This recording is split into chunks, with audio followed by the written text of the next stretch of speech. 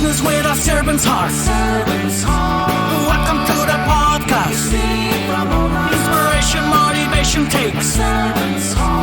Listen to the podcast. We're all about to talk about life. Our guests will share their life story. We want you to success in life and business. We're ready and we will start shortly. We're gonna talk about life. We're going to speak on business. You're gonna shine bright. We are going to witness. Business with a servant's heart. With hosts Steve, Ramona, and Ray. Inspiration, education talks. Listen to the podcast. Steve, Ramona.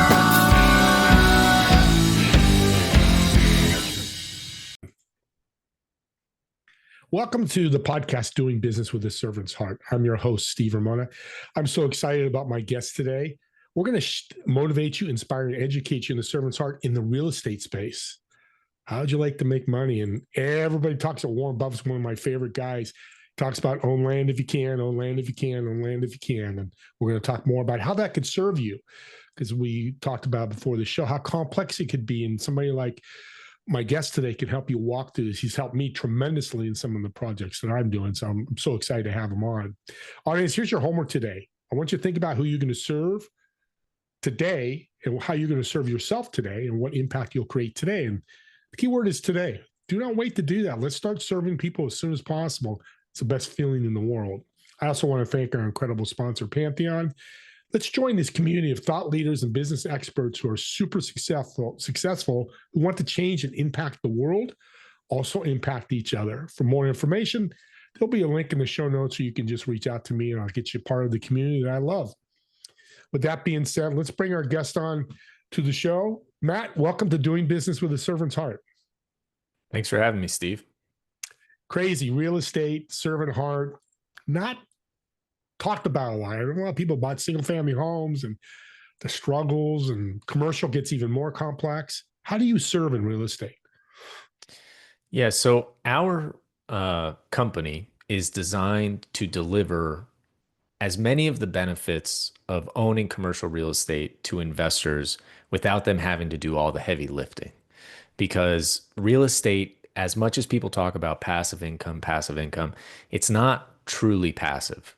It has to be actively managed. And for, I would say, the vast majority of people out there, they don't have the time, energy, or experience to really figure it out or put in that time and energy to make it a success. And if you're going to go out and buy a property on your own, you have a huge amount of concentration risk on that single property, because if it doesn't succeed, you're the one who's taken all the losses. Now, if it does succeed, you're the one who takes all the benefit, right? Of course. But it's gotten really, really hard to succeed, especially in the single family rental space.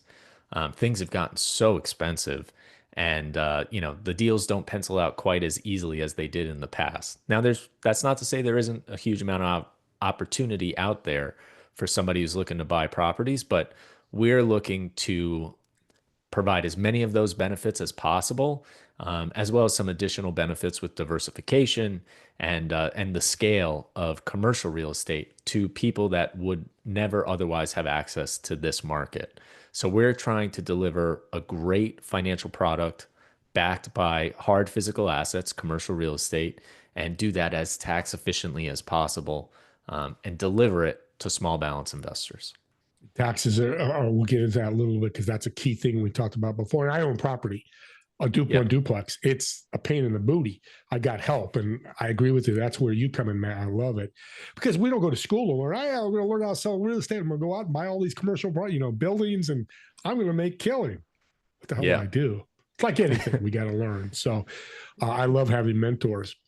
What does the avatar look like? Not everybody can own property. And I tell people that, they buy and they go, why did I do this? But what is that, the skill set or the avatar look like for somebody that wants to do commercial real estate? Well, if you want to invest in commercial real estate specifically, the big thing that you need to have is a lot of capital, right? Entry level into commercial real estate is in order of magnitude larger than residential. And I think everybody understands how expensive residential has gotten over the past few years. Commercial is not too much different. It's gotten a lot more expensive. So the person who can go out and buy a property on their own in the commercial space is a pretty significant high net worth investor. Now, there is a huge gap between that person and your average, middle class American who, can't put together several $100,000 to buy a property. And the other thing is there's so many influencers out there nowadays saying, buy property with zero money down today. All you have to do is buy my course. And I think that was a really great opportunity, 5 to 10 years ago when nobody was doing it. But I think that opportunity is less lucrative, and those opportunities are harder to find than they've ever been before. Yeah. Again, it's still possible. I'm not saying anyone shouldn't try to do it, but we come in to bridge that gap between the ultra high net worth investor and your regular everyday investor, to give them the same product at a much lower entry point financially. I'm in California, so I know prices like New York, and they're just crazy what people are buying for homes and stuff out here. So I'm glad you brought that up. You must have read my mind, because I go on YouTube and it pops up, and I just saw a guy put on the whiteboard, I could do commercial real estate, no money down, and do millions of dollars a year. I don't follow those anymore because I used to and lost money doing that. Yep. So finding a mentor like you is important, or a company like yours, if they want to jump in this, if they've never been involved. Right. Absolutely. And one of our core tenets that we're trying to deliver is we're trying to deliver education. So we have a free beginner's guide to commercial real estate investing on our YouTube channel and within our investor portal to start teaching people about how the math works, the things you need to be focused on. Leverage is incredibly important. Like, that's the most dangerous part of commercial real estate.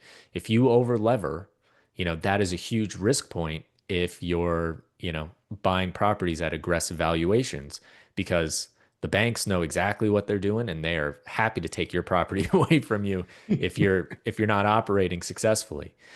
So, we're trying to teach people as much as we can, while also delivering a great product. Education. That's why you're a servant's heart in this industry, which is not usually a servant's heart. It's, hey, pay me, $300,000. I'll manage your properties and good luck. There's no interaction, no service be involved. Valuation is huge in commercial real estate. Talk about that and the importance of that.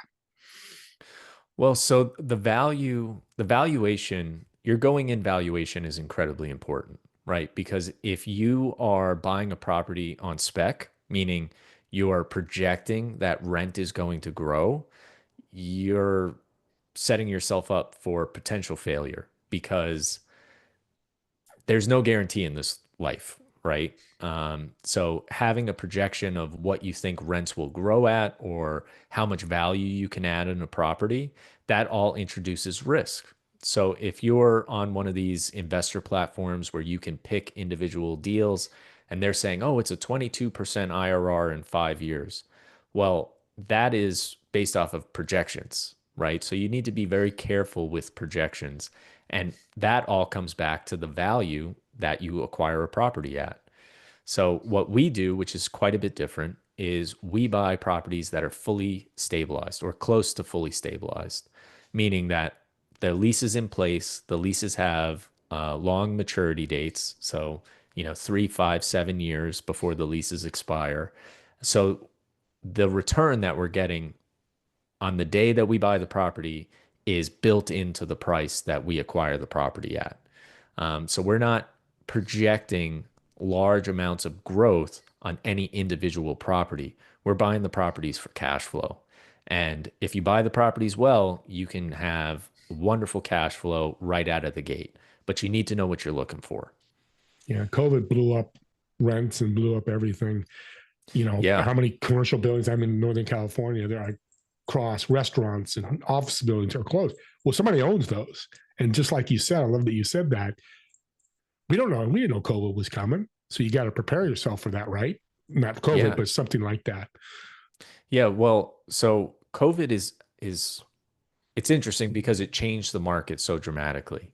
But I've heard several stories of people buying multifamily projects, so apartment buildings, um, at 2 or 3% cap rates with in-place rents, which means that if they're taking any leverage, well, let me say this a different way. If you buy a property at a 2 or 3% cap rate, that means on the day you own the property, the return on the value that you acquired the property at is roughly 2 to 3%. And if you take on any leverage at the current market rate of 6%, you're underwater today. But people bought properties at that level because they projected rents to grow so dramatically very quickly. But rents plateaued very rapidly after COVID. Maybe a year after COVID, they just leveled off. And a lot of those investors are in a lot of trouble right now because they have to raise a bunch of equity to make up the shortfall, or they sell their property at a huge loss and they lose their entire equity position. So there's a delicate balance between that projected rent growth or the projection of how much value you can add to the property. And when you're picking a sponsor, so somebody who's managing the deal, you have to make sure their heads are not in the clouds and they don't just, see a graph going up and to the right and expect it to go that way forever. I've never heard that before. The graph going like, and always what he's saying is started 10 and it goes up to 100. That line keeps going up. It doesn't work that way with this stuff. And I'm glad you mentioned that, whether it's your company or somebody else, if you're jumping into this, pay that to whatever the percentage you're paying to a group like that. Because if you're making 10%, I'm paying you 3%. I made 7%. Now, a Yeah, multi-million-dollar project, that's a lot of money. You're pretty darn absolutely. happy, and you're Yep. safer. You're risk-free. Your experience in Cushman and Wakefield, we talked about before, but how's that helped you with this new project that you have now with REI? Yeah, so at Cushman and Wakefield, I was doing bank consulting work on their lending portfolio. We were also doing seasonal underwriting. So we were helping banks when they had too much deal flow. We would step in and we would do the underwriting for them. And we were valuing properties from the debt perspective. So I understand how the debt market works in tremendous clarity. I know what they're looking for. I know how they do their projections of how much expenses are going to grow versus how much rent is going to grow and what they're willing to lend on. I also know, I spent the early part of my career doing the cleanup after the Great Recession. The name has changed a few times, right? But the Great Recession of 07, 08, I was doing cleanup work for the FDIC, and I was seeing all the ways that those banks failed and all the loans that they made that went belly up. So I know all the things you shouldn't do. I also know how dangerous debt can be.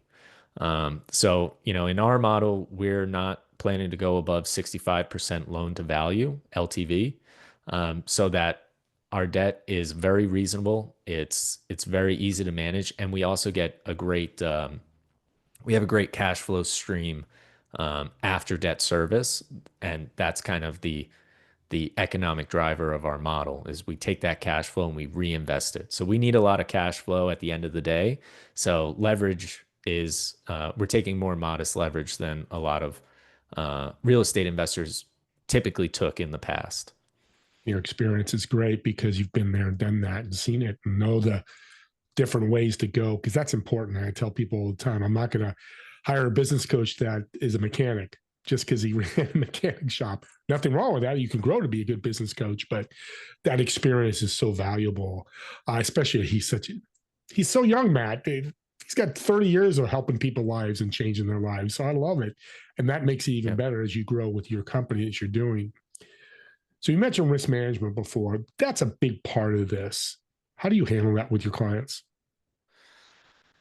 So, the way that we manage risk are managing leverage. right? We don't want to over leverage our properties because that introduces risk to our equity position. But we have also chosen an asset class that is remarkably stable.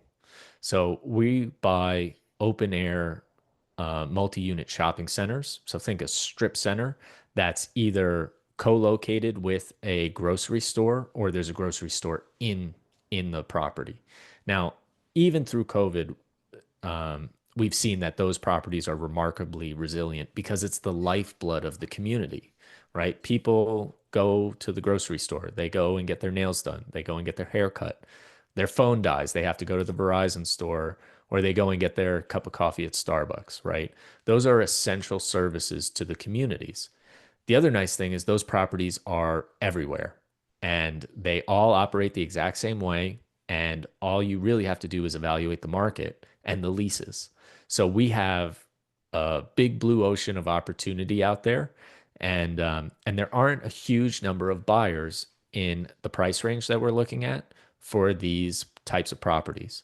So there's a ton of opportunity, and we're going to leverage our experience to minimize the risk as much as possible. And also, that's one of the reasons we structured our company as a fund so that our investors get the benefit of diversification. They own many properties in diverse geographies across the country. So if a company goes belly up and one of our properties is less valuable than it was in the past, that the rest of the portfolio helps carry the potential losses on a single property over a diversified portfolio. That's how these rich people, like here, what I mentioned earlier, empty office buildings, 2 or 3 years because they got other portfolio products that are covering that cost, and they're still making that. Okay, hey, see, I the host gets to learn all the time. Love this.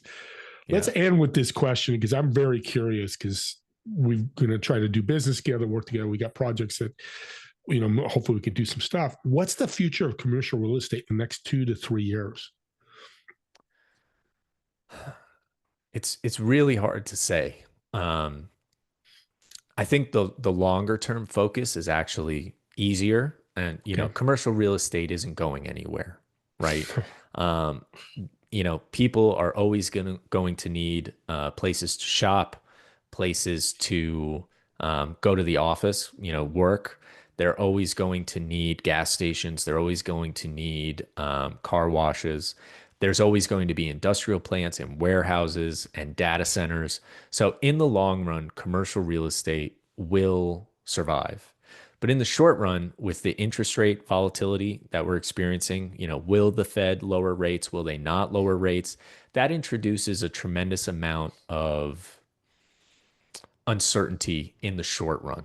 Now, there are ways to mitigate that, such as buying properties without large amounts of speculation of what will happen in the future and focusing on, what can this property do for me today, as opposed to, just saying it's going to grow by this percent in 3 years and we're going to make a ton of money, right? That introduces a lot of risk because of how much uncertainty there is out there in the market. But in the long run, commercial real estate is going to be just fine, mainly because there's only so much land out there, right? And assets have been appreciating in value drastically over the past 5 to 10 years because everybody's getting in the game, right? Private equity companies are buying up single family homes because they know there's only so much land and people need a place to live, right? So commercial real estate is a very complex, multifaceted industry, but it will be just fine. And I actually just saw a report the other day that office is starting to bounce back. This work from home thing is not persisting at as large of a scale as people thought. And then I just saw a quote from, I think it was Mark Cuban, who said face-to-face interaction is going to be the future because all of this AI video creation and deep fakes, people aren't going to know what's real unless, they can, unless we're talking face to face, pressing the flesh, as they say, shaking hands. Even these videos can be spoofed or will be able to be spoofed in the future. Yeah. So it's going to be interesting because it's an evolving space. COVID definitely shook things up, but it'll be just fine over the long run. But it always changes, Yeah. and so try not to catch trends and focus on long-term value, and you'll be just fine. Yeah. And I'm old school. My dad used to say belly to belly. Let's go get Yeah. together belly to belly. It's kind of weird for me to say, but that's what sticks to my head. And what's interesting I learned Yep. today, and thank you, Matt. If I'm going to have a strip mall, I'm not going to have a belt buckle clock guy, belt buckle cleaner, a guy that sells clocks, and a massage parlor as my majority of my strip malls. I want that grocery store, maybe the dry cleaner, even gyms. We owned gyms for 20 years. The gyms do this. So find those steady businesses that people need almost every week in your strip mall to be safer and risk averse if possible. Yeah, God, absolutely. Love it. Absolutely. Well, audience, you can just now we're going to make millions of dollars because of Matt, but you're going to reach out to him and I'm going to show you how in a minute or ask how in a minute. But let's ask a fun question. Get to know you a little better. So I've reserved a table at a restaurant, table for 4. You're obviously going to sit in one of the chairs. Those 3 empty chairs, who would you invite, whether they're dead or alive? And what food does Matt order for the table? Ooh, that's a good question.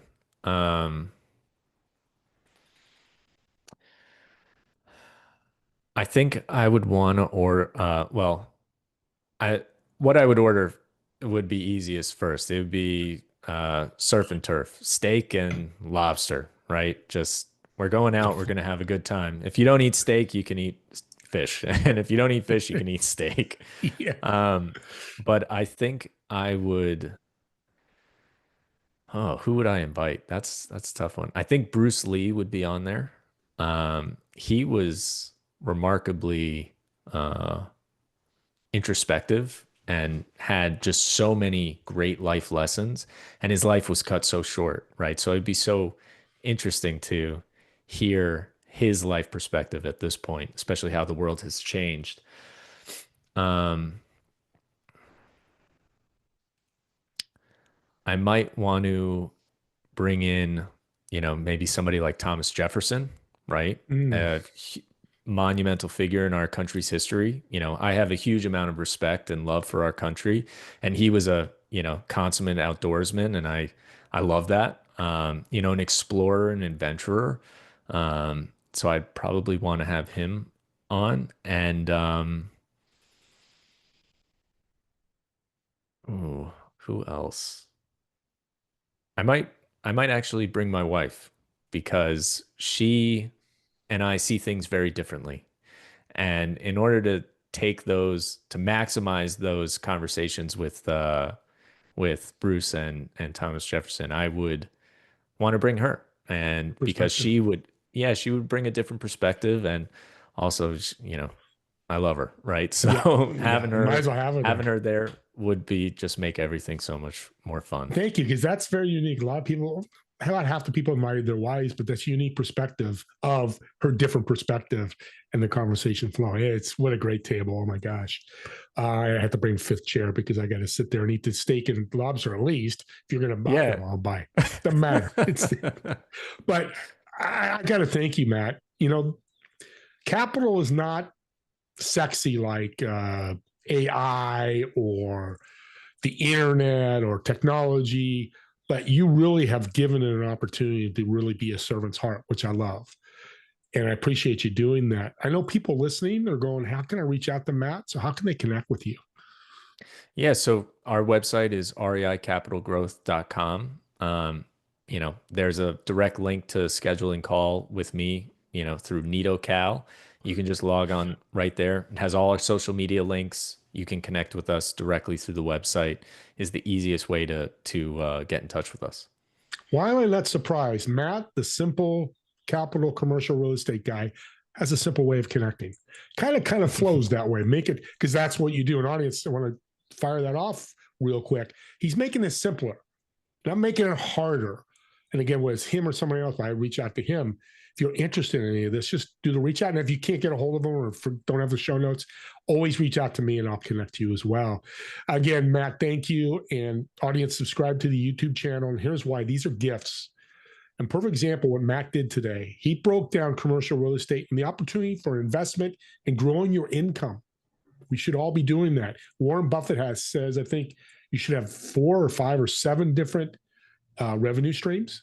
And people go, I'm 8 to 5. Well, this is a perfect opportunity. If you're making money and you can do this, you do your 8 to 5 job, and Matt's going to show you how to use commercial real estate as a part-time revenue generator to give you a better life.